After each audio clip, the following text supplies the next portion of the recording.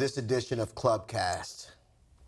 Before I get started and introduce our esteemed guest, I want to start by thanking our board of directors, our staff, our funders, our supporters, and just all of the people in our community that really give back to our youth with their time, talent, and treasures. I also want to inform the community that we are one best places to work, and we could not have done that without the help of our donors, without the help of our staff, our hardworking staff, and our hardworking board. We really appreciate you all for what you do. Thank you so much.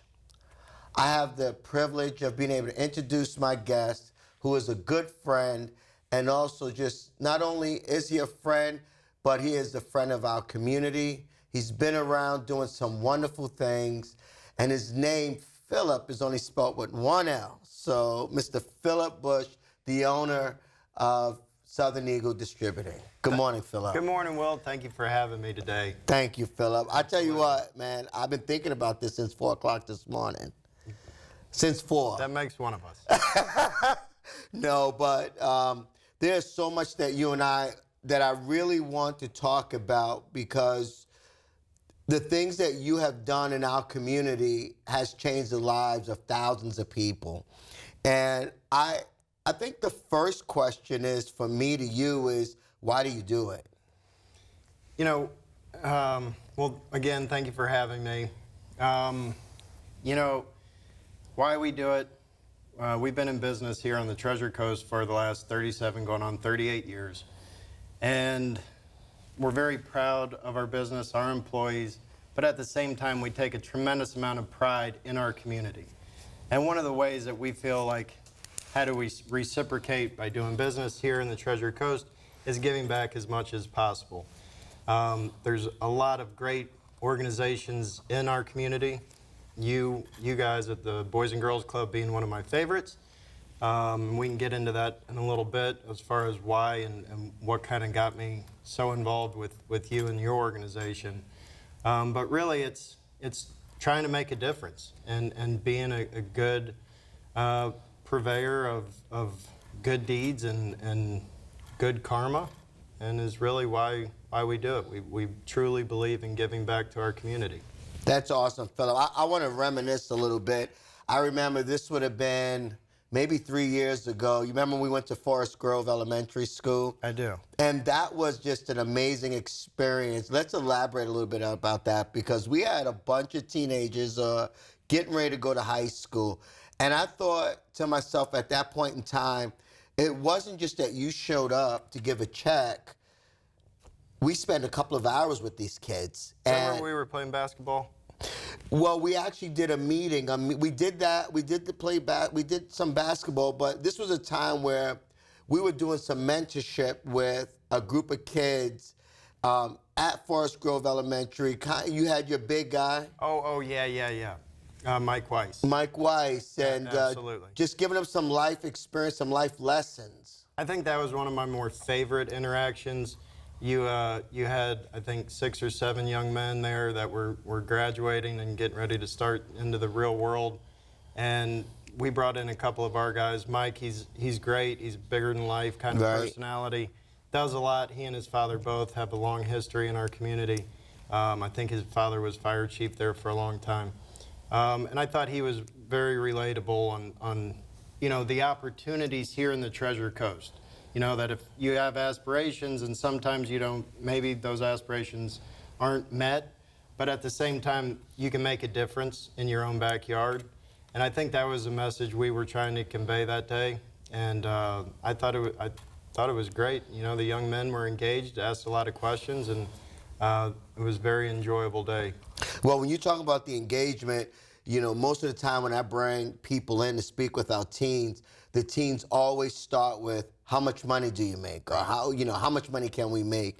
But you guys did such an awesome job. Y'all started dialing in to just being good people, being good citizens. You started getting the kids to really, or the young men, the young teens, getting them more engaged about life versus how much money they could make. Right.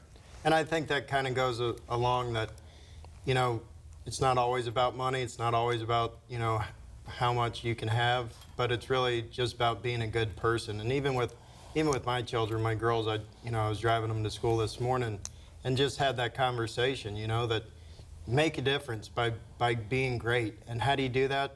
It's all about your attitude, and what people perceive of you is important. So you starting off the conversation when somebody asks, how do you like school? And it's, well, I don't really like school. It's boring. You know, right there, it's kind of that negative perception. And it's like changing your attitude, changing what comes out of your mouth to being positive, to where it does. What you say, what you do makes a difference. And you never know how you can impact the person next to you. And, you know, you want people to gravitate towards you for being positive and for being somebody that has the potential of being great. That's right. And I would be happy to inform you that some of those guys are members of the Boys and Girls Clubs, and they are in our Workforce Readiness Program. Love the program. Which I want to talk about that a little bit later on. But I do want to talk about the Youth of the Year, because I remember when I took over as CEO of Boys and Girls Clubs, I remember one of the things that you made sure that those kids got was iPads, and they got some other tools. You gave them some scholarships for college. There were just a number of things. And when I had mentioned to you about changing the lives of thousands of people, we're talking generations now, right? So you give, and we're not just giving it. Like, these kids are actually earning these gifts, right? These prizes, or however we want to name it. These kids are working hard. They're filling out applications. I mean, you've sat on that Youth of the Year panel. And you've done it several years. You know how difficult it is. I mean, it's a grueling process. And for those kids to get up and to give a speech and to do all the work that goes into it just to get to be, one of the candidates, I can remember what really got me involved in the Boys and Girls Club. Melanie, who's no longer with you, but she called me one day and asked if I would come down to the Avenue K house. Yes. I think it's changed now. And I got to listen to this one young lady give her speech, and I can't remember her name, but she gave this beautiful speech, and in it, the hardship she had overcome. Her brother had got shot, and, she witnessed it, and just what that entailed for her in the speech. And I remember sitting there thinking, like, man, this is happening right here. My office is 10 minutes away from here. And this is an organization, these kids need our help. They need every chance. They need a fair chance in life. And the Youth of the Year really kind of highlights the kids that go above and beyond with their education and applying themselves to making a difference.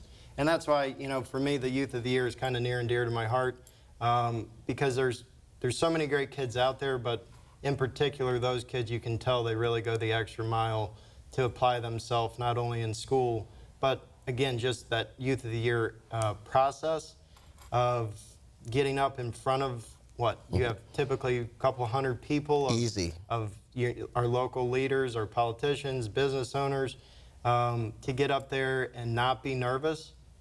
It speaks volumes of their characters, and I really think those kids have a potential of being great leaders, not only in our community, but beyond as well. Hey, that I couldn't have said any better myself. When you talked about that, like your experience of Youth of the Year, and that's one thing you mentioned, Melanie, and we're still in contact. She's a gem in our community. She is. And what she has brought to Boys and Girls Clubs, and I didn't realize before I joined Boys and Girls Clubs how important it is to really spend quality time to the level that this organization does with youth. And this Youth of the Year process really is not just about the kids even getting up and saying a speech, because some of the speech will bring you to tears, but they're learning how to put resumes together. They're learning how to put a speech together. Right. They're learning how the public speaking. They're learning how to introduce themselves. Right.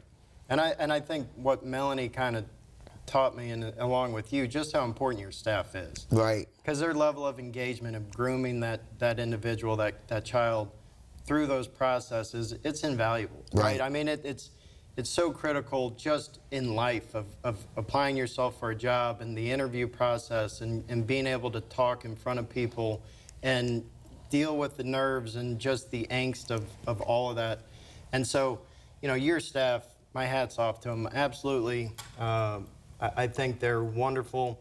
And I do. I think the Boys and Girls Club in particular just does a tremendous job for the youth and bringing those kids and giving them a safe place to learn and a safe place to apply themselves for the future. Well, I appreciate that, Philip. And, you know, we can take us beyond just Boys and Girls Clubs. I want to get back to you really quick is the fact that you as a business owner, that you can put your money, your time, your talents anywhere.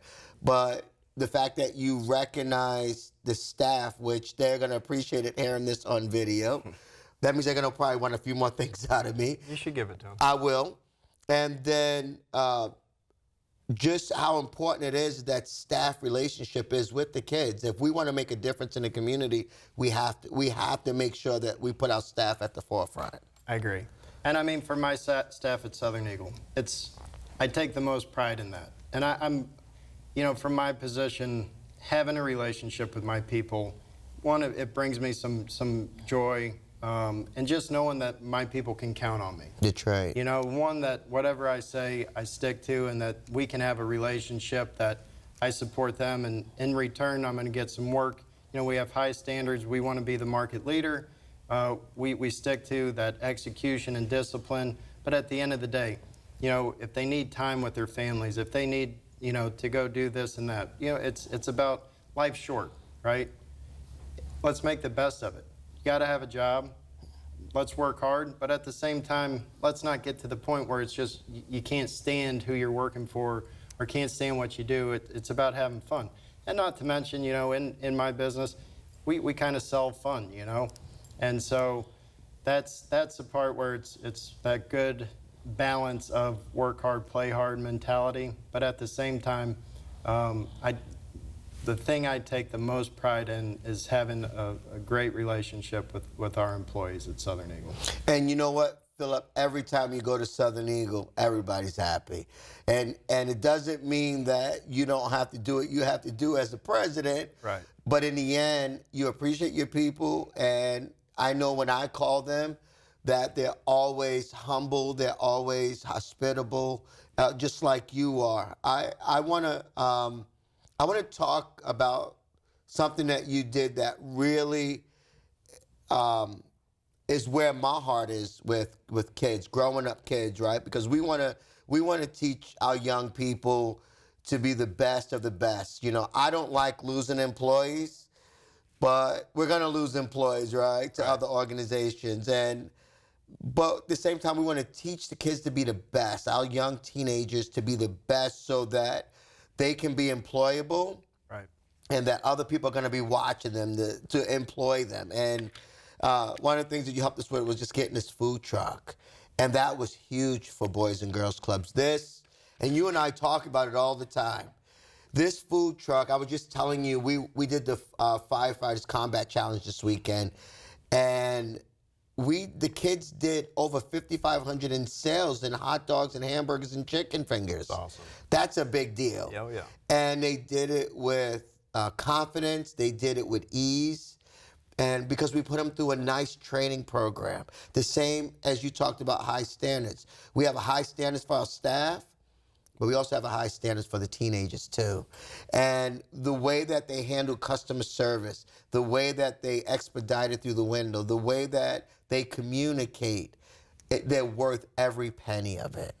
And we could not have been able to do that if you and I couldn't have the relationship to sit down and talk about what my vision was for our teens and what your vision is for the community. Right. So no, I appreciate that, and you know, when we have our annual conversations, even though you and I, you know, we communicate regularly, but you know, one of my things is I like to see the dollars that I donate go to working, and I know that it's actually going to the kids and you know, making their lives better.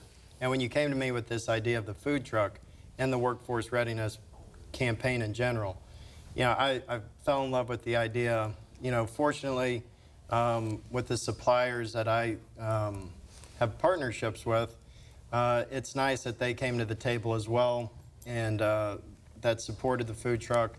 But I absolutely love, and you guys came out the one day and did a bunch of introductions, and to see it evolving and what you guys are doing in the community, I just think that's an excellent platform to get those kids ready, for future jobs. And I mean, absolutely, right now more than ever, restaurants needing chefs and servers and everything else.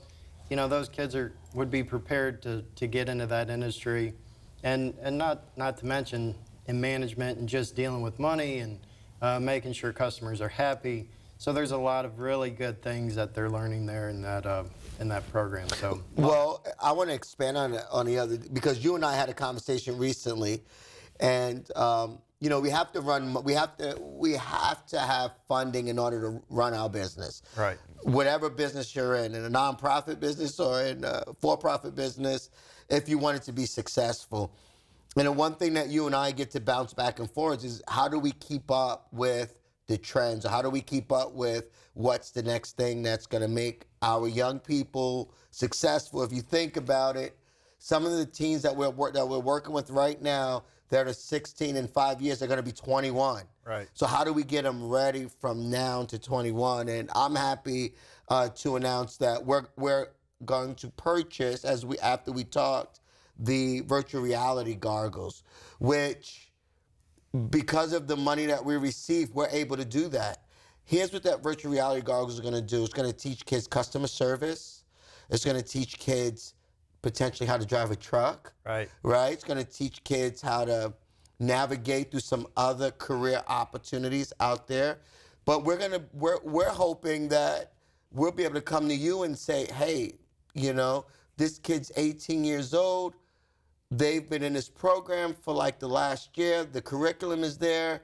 Hey, want to give this kid a shot, at driving a truck. I'm not really sure what the age is to drive a truck. Right. But we want to be there for the employer too. We want to make sure that even as a customer service person or finance person or HR person, that we want to be able to make sure that we're giving kids opportunities at all levels. Yeah, and actually after our last conversation, I did a little research on those goggles, and the education platform, I had no idea. And so you were talking about CDL, they have classes on that and some virtual learning on what you can do. And I think the possibilities are endless. And I'm happy, to know that the dollars we're given this year are going to go to enhancing that program. And, I want to say there's 300, 400 different programs that these kids could get into. Anywhere from pilot to CDL to HR training, and it gets them into a real virtual, real life situation. So it's pretty neat to see where technology's come. And, I'm excited to see what you and your team are going to do with that. Well, I'll tell you what, the first group of people we had a contest, a winner, right? You and your guys came over with the food truck. The teenagers, they made different burgers and all that type of stuff. And in the end, they learned a skill. Right. And they are now utilizing that. This virtual reality, I think, is what the future of organizations like mine are. And I like the fact that you said we want to know where the money is going. It's not, there's when we're talking to donors like yourself, we want to make sure that like, when you see our food truck going down the street, you're like, I was a part of that. Like, and giving back is key. And sometimes, even in my role, we have to go and we have to ask. But there's a benefit for not just me, but there's a benefit for the donor too, because the donor actually sees a result. And I like the fact that you hold people accountable to make sure that there's a result that comes with the dollars that you give. Right. For me, I would be comfortable being a silent donor as well. I don't need the name on there.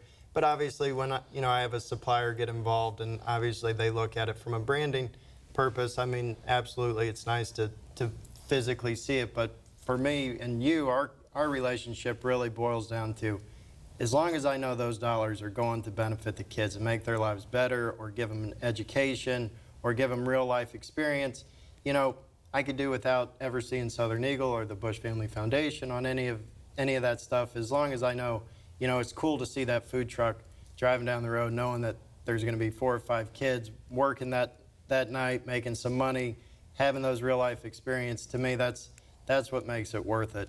You know, I mean, I think you brought it up a couple times with putting some kind of Southern Eagle or Busch Family thing on a building, and it's like, you know, I'd prefer to maybe be, you know, a little bit more anonymous. Right. But at the same time, you know, knowing that the dollars are working for the children is what's most important. But don't get me wrong. You know, I know Travis, he definitely likes to have his name all over the place. Oh my goodness! Don't get me in trouble with Travis, okay?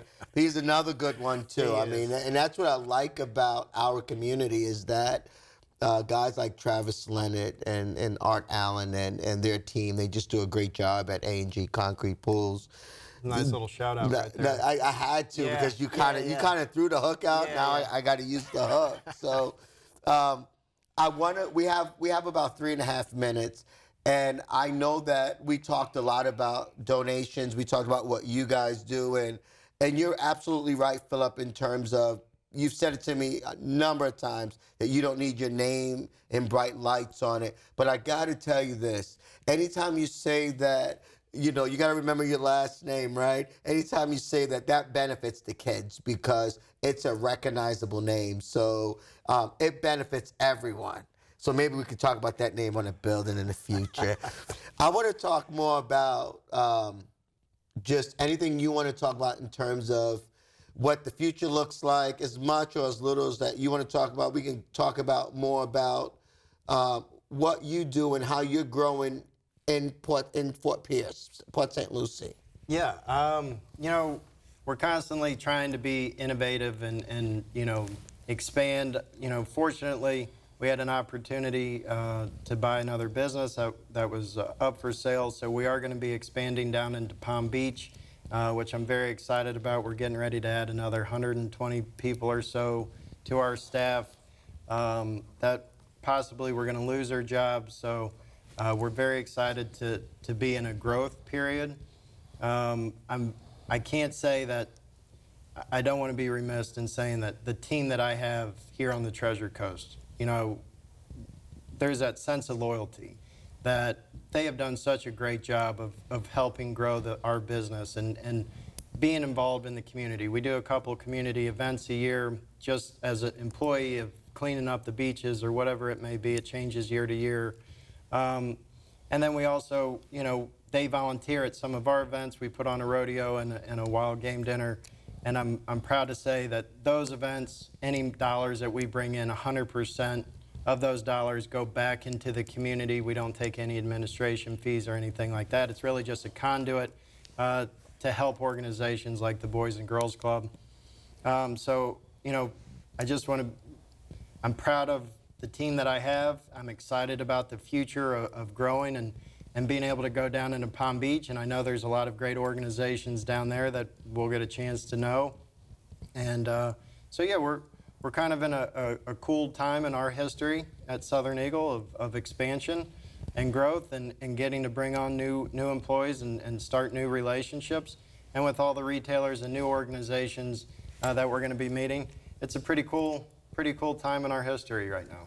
Well, Philip, I absolutely appreciate our partnership. I appreciate our friendship.